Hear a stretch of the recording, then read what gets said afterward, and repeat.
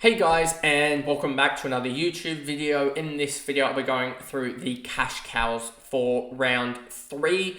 And it is a little bit of a hard one because some of the GWS players do show up because of their game against West Coast, but we will be disregarding them, which will probably make this a little bit shorter. Obviously, we will be disregarding them because they have the buy and you can just pick them up, same price, relatively the same break even. I'm not saying that it will be 100% because the magic number moves, but we're talking maybe the minus 23 for Harvey Thomas turns into a minus 21, 20. It barely moves.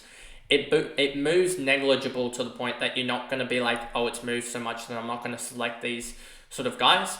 But anyway, before we get into this video, remember to like and subscribe, turn the notification bell on so you know when I upload, and let's get into the video.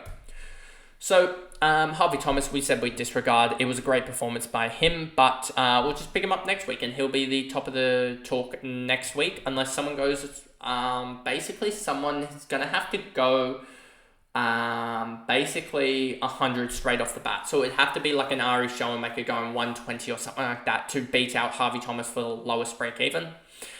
Blake Howes, a lot of people have him minus 13. He is still going to make cash on cash on cash.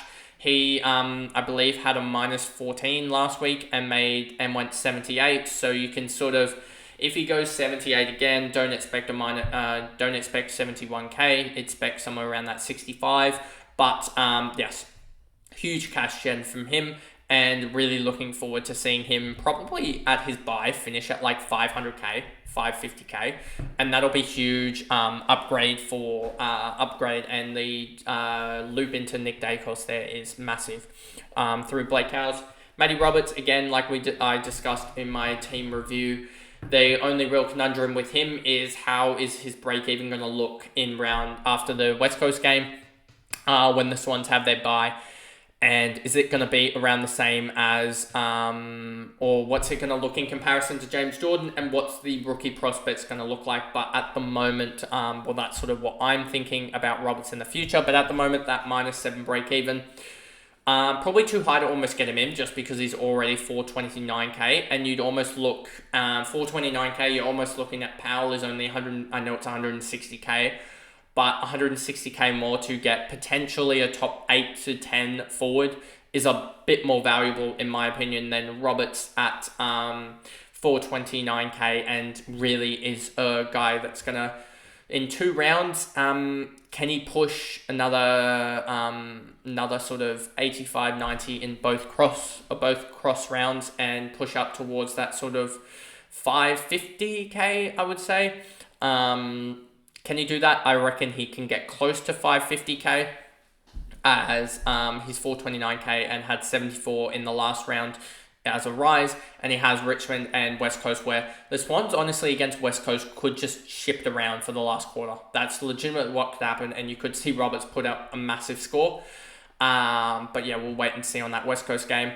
But yeah, he is a must. Well, he was a must-have about 2 rounds ago, and that's why he's only 41% owned. So a lot of people actually haven't jumped onto him, but his cash gen has been absolutely huge. So yeah, massive for us. I think that Chris Burgess is one that you can jump on now. Minus 6 break even. Whenever you get a minus 6 break even, no matter sort of the player type, you can jump on him. And Burgess has averaged 51 as sort of the backup ruck and also a goal kicking forward. Has kicked 2 goals across the 2 games, I believe. And yes, he did have a 33 against the Suns, but that was in the absolute pouring down rain. And he went 68 against the Cats on 68% game time. So I wouldn't be surprised if, and I'm pretty sure he isn't injured, which would, that would not help if he was injured, but I'm just going to check that I hope he isn't injured. Let me just go to Adelaide. Where is he? 68, just looking for it. Yeah, he shouldn't be injured. He kicked 2 goals, had 2 tackles, 8 marks. So yeah, I'm looking at him and thinking he could easily do 50, 55 off the bench and pretty consistently. Hopefully have a spike game somewhere. Has North Melbourne round 7. You'd probably want that a little bit earlier, or a West Coast game a little bit earlier. But hopefully he has a couple of good games and can just make some cash. and just not get injured would be the plan, as I'm probably looking at him as the forward to bring in if I do go Massimo, and if I do go a rookie defender, it would probably hopefully be Irish Showmaker and Powell as the other guy, as I genuinely think Powell is probably better than Massimo to bring in. But yes, so Burgess I think is a really good buy to get in. -6 break even. I think he's going to gain for you just have to look at the projected change here. 43, 36, 21.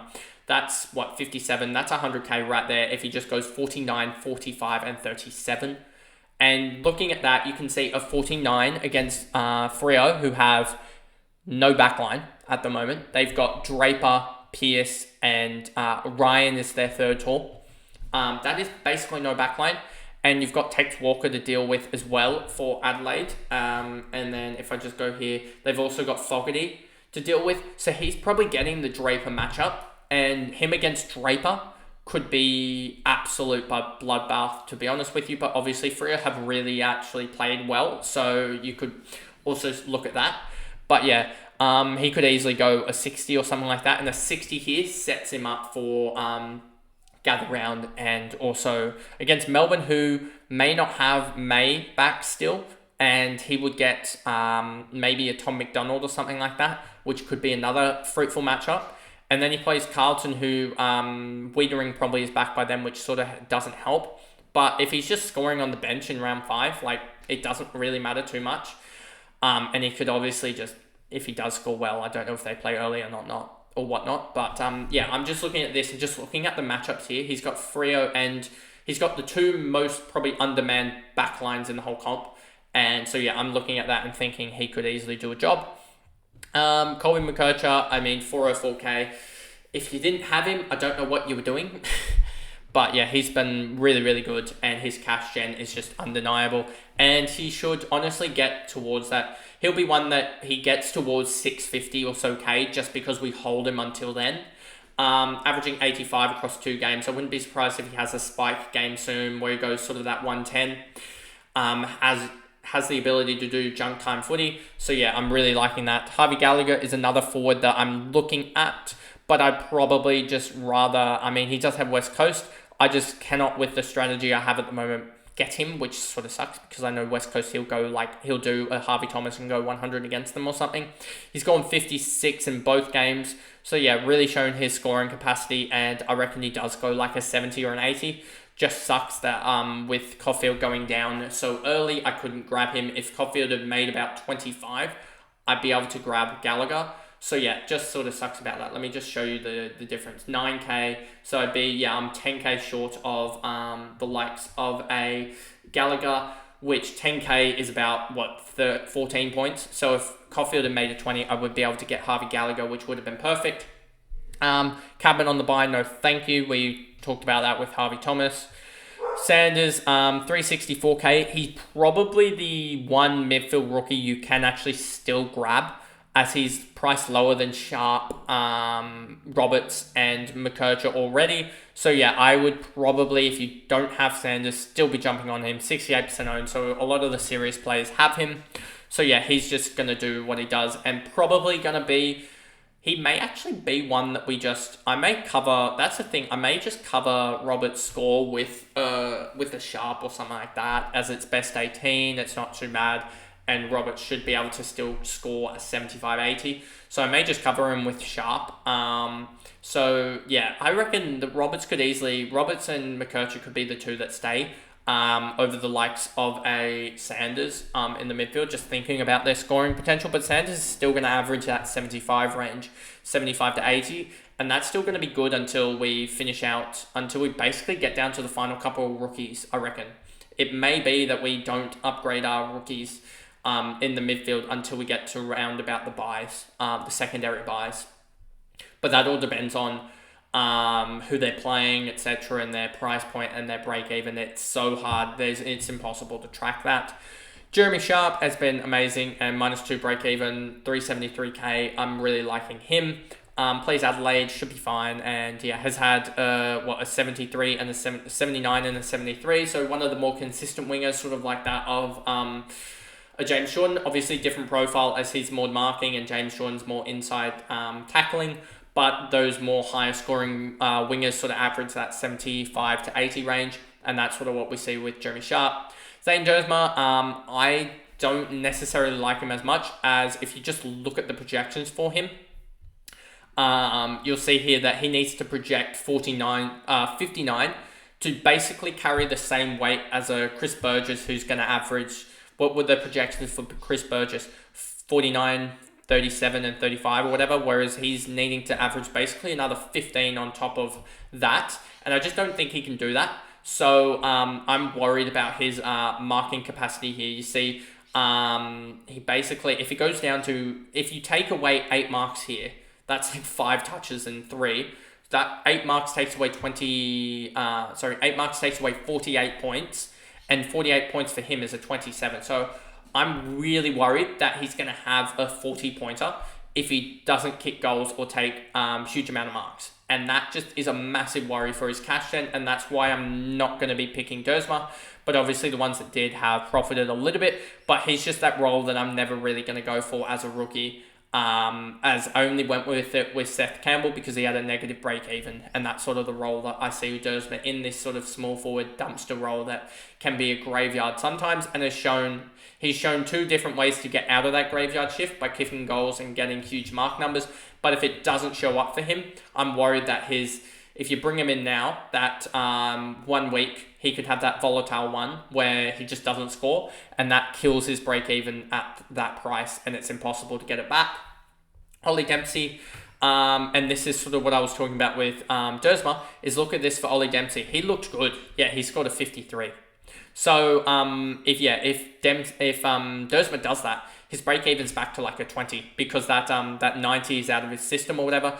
And you see that with Ollie Dempsey, it's now -1, but he was like -15 or whatever, his break even. So yeah, I'm worried a little bit about Dempsey jumping on now at 350k, that one game can burn him. I would be going for cheaper options around that 250k that have to average 20 less to do the same damage in terms of price rises. So that's why you sort of stay clear of those 350k guys, and you go to the 250, 220k guys that have played one good game and have a good role.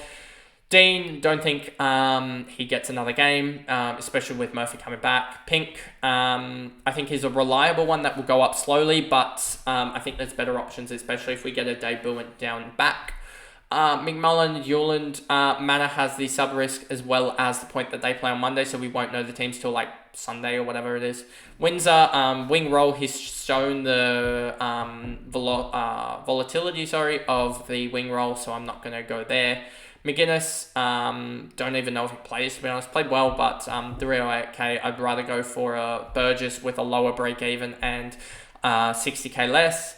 Jack Clark, people are saying he may get dropped or whatever. I'm not too worried about him, to be honest. Has the perfect role, and could easily, again, he's starting to make that sort of jump in break even, getting that down towards that 0 marker. So that break even, he just needs one good game, and has Hawthorn this week, so we'll see how he goes. But I'm not too worried about him, to be honest with you. Was unlucky with if he sticks a couple more tackles, he gets that up to sort of a 53 to 60 range, and that gets him much more cash gen. So yeah, I'm not too worried about him. Corey Warner, 34, don't touch it. Harley Reid, I'm not too disappointed that I did actually in the end trade him out for Billings, as I think Billings has a much more higher ceiling. Harley Reid's gone 55, 56, and has really shown that he's a lot more of an impact player, and I don't think he can really accumulate many high games, so not too worried about him, and wouldn't be surprised if his ownership really starts to tank in the next couple of weeks if he starts just putting up more and more 50s, as his break-even will really never solve itself. And so, yeah, he needs one big output game. But as we start to get to around 7, 8, 9, he may be one of the first to upgrade to a premium, as he does have a lot of inbuilt price in him.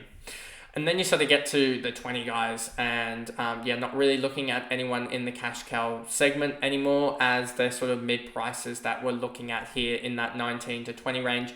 But yeah, that pretty much is the video there of the cash cows for round 3 now. Yeah, I think it's round 3 for the AFL Fantasy season. This probably cash cow segment is only going to run for another 2 months or so, as we sort of get to around about round 12 where cash cows aren't really needed. There's only really a punt on 1 or 2 guys a week that sort of debut, or around that 250k range when you sort of get to those bye rounds. So yeah, that pretty much is the video, and I'll see you guys in the next one, which will be the trade targets that'll be released on the Wednesday. And then you'll have my predictions and my team reveals for Supercoach and AFL Fantasy on the Thursday just before the games start up for the weekend. But I'll see you guys then. Bye, guys.